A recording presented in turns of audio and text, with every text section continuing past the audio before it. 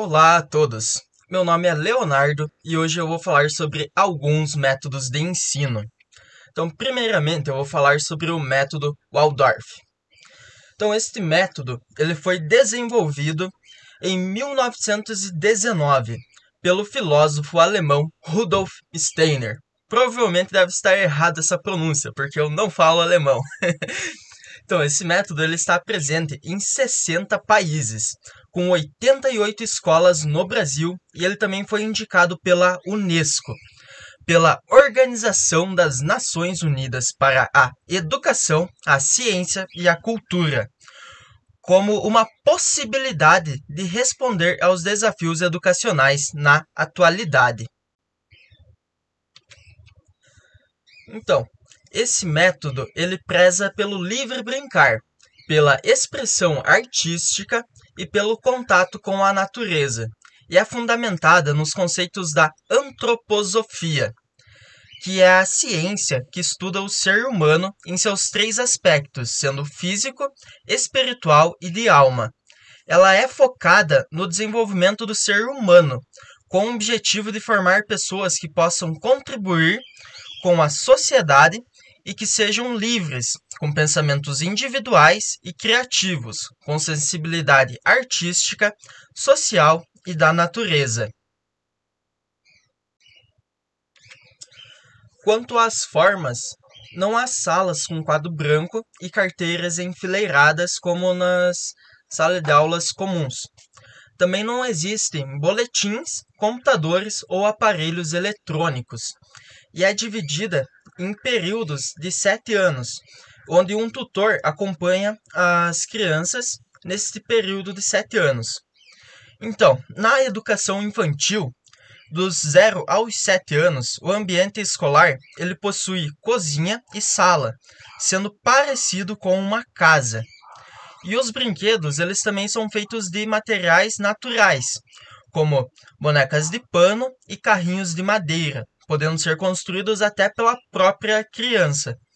Também são disponibilizados objetos da própria natureza, como sementes, tocos de madeira, pinha, conchas, pedras, raízes e também outros objetos, com o intuito de estimular a fantasia dos alunos.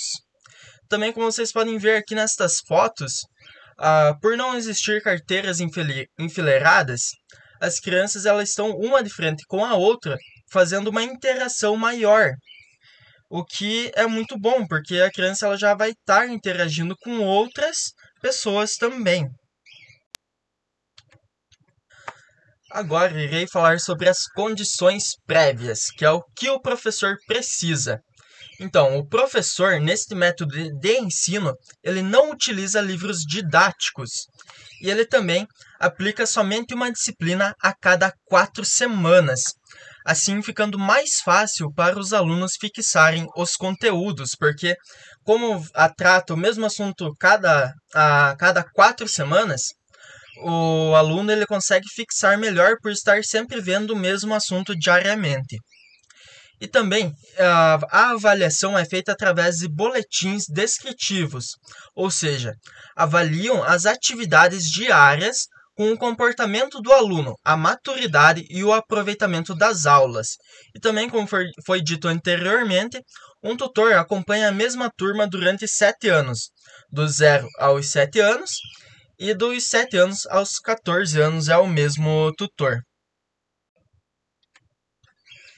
Para os alunos entre 0 e 7 anos, eles precisam aprender por meio da imaginação e imitação, focando em desenvolver senso de admiração pela natureza e pelas relações humanas. E as atividades elas variam entre brincadeiras e contação de histórias, canto, dança, pintura e desenho.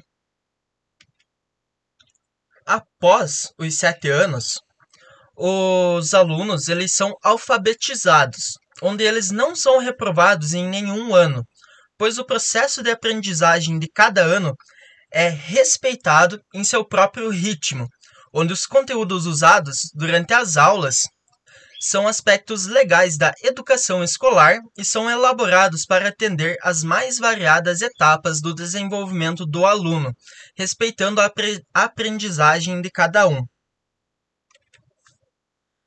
Durante o ensino fundamental, os alunos aprendem inglês, que é baseado em literatura, mitos e lendas, mas só que respeitando a expressão cultural de cada região.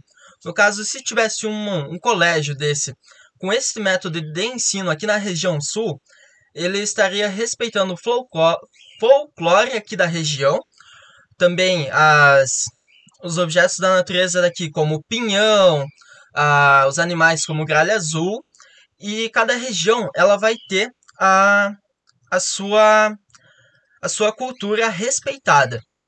E também eles possuem matérias como história, geografia, astronomia, meteorologia, matemática, educação física, jardinagem, artes como música, pintura, escultura, teatro e desenho, além de trabalhos manuais como tricô, costura, crochê, tecelagem e trabalhos em madeira. Já no ensino médio, eles possuem matérias como física, biologia, química, geologia e agora em artes, eles também possuem caligrafia, cerâmica, tecelagem, orquestra e entre outras formas de expressões artísticas.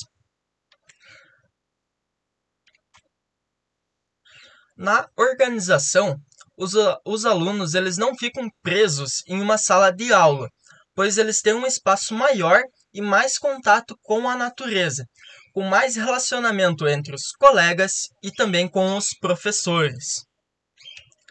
Segundo a psicopedagoga Mariana Herrera Ornelas, diretora pedagógica da escola Waldorf Quintal das Borboletas, localizada em Sousas, Campinas, a pedagogia Waldorf não vai buscar encaixotar a criança em nada, porque a criança não precisa estar em um padrão. Ela pode ser elas mesmas, com limites e responsabilidades. Isso me encanta, a capacidade de deixar a criança que nos mostre quem ela é. Então, este foi o relato da diretora deste colégio. Segundo ela, este método de ensino ele é fantástico, tanto que ele foi indicado até pela UNESCO. E aqui possui as referências onde eu tirei essas informações e essas fotos também. Agora irei falar sobre o método Montessori. Ele foi criado por Maria Montessori e ela conseguiu aplicar seus estudos em 1907 em um colégio, onde que as crianças elas conseguiram aprender muito mais em um curto período de tempo do que os outros métodos utilizados.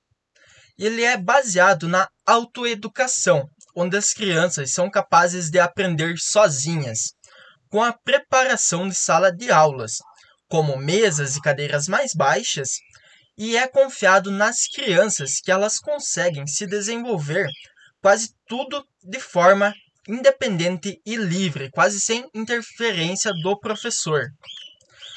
Sobre as condições prévias, sobre o que o professor deve fazer, então, os professores, eles avaliam os alunos através da observação e de registros detalhados. E também o professor ajuda os alunos no mínimo necessário, para que eles fiquem em total poder, mas sabendo que tem alguém ali, caso algo dê errado, dando mais confiança aos alunos. Se caso algo acontecer, vai ter alguém ali para auxiliar eles. Agora irei falar sobre as condições prévias do aluno. O aluno ele pode escolher o conteúdo que quer ver, sobre o que mais lhe chama atenção e também quanto tempo ele quer ficar focado neste conteúdo. E os colegas não são todos da mesma idade na mesma sala, mas sim de idades parecidas, como de 2 a 5 anos ficam juntos na mesma sala, de 6 a 9 anos, de 9 a 12 anos e de 12 a 18 anos. E também vale a questão dos objetos, que os objetos eles são colocados de acordo com o tamanho dos alunos. como eles são de faixa etária e tamanhos parecidos, os objetos como cadeiras, mesas e objetos pendurados nas paredes, eles são de acordo com as alturas das crianças, para que elas sejam livres para poder escolher o que fazer e o que pegar para fazer, para chegar ao seu objetivo. Sobre a organização, os professores auxiliam o mínimo possível os alunos para que eles consigam fazer tudo de forma independente e sabendo que se precisarem de algo, o professor estará ali para ajudar. Mas para que isso seja possível, que eles sejam independentes, é necessário também que as crianças vejam outras crianças e adultos fazendo coisas, para assim ter a oportunidade de experimentar, de tentar, de testar, de errar e conseguir corrigir seus próprios erros, serem interrompidos ou com a mínima intervenção possível do professor. E aqui nós temos algumas imagens que mostram como é esse método de ensino. A primeira foto, que é de uma criança, ela está lavando um paninho ali, né, um pano numa esfregadeira ali, e ela também tem um varalzinho ali perto, que é tudo da altura dela, que ela consegue estender ali o que ela acabou de lavar. Também tem mesas e cadeiras ali que é da altura dela. E também tem plantas, ela está sempre em contato com a natureza. E já nesta parte de baixo, eu tirei de um vídeo do YouTube, que é de uma escola de adolescentes Montessori, onde eles estão tendo aula no meio de uma floresta, todos sentados no chão com um professor ali. E também ali parece que no meio tem um cachorro durante esta aula. Aqui está a referência de onde eu tirei o conteúdo e também este vídeo estava neste site, além de outros vídeos também.